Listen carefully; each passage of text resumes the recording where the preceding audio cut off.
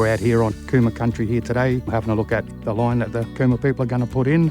We've been involved in this project supporting landholders to protect their riparian fences and help country come back to health and manage country. My name's Ross Mitchell. I'm the current chairperson of the Cooma Traditional Owners Association. We've had the station for 23 years and been on country all my life. So we manage this station now, 87,000 hectares. We've always been taught to look after country. And one of the main things there is our waterways is a very significant part.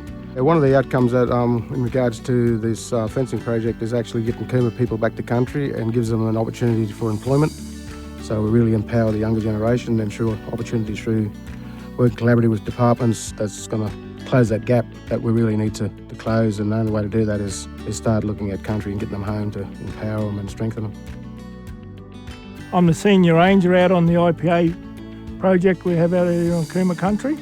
This little short 4K fence is going to protect 5,000 acres of premium frontland waterways and protect some of our significant sites down there. It helps protect and preserve what we've got left. If we don't do nothing, it'll be gone before too long. And you know, it breaks that storyline. I can't bring my kids out down to a waterway there and show them a site and talk about the stories that were told to me as a young fella. These little projects like this go a big way to help keep our waterways healthy and clean.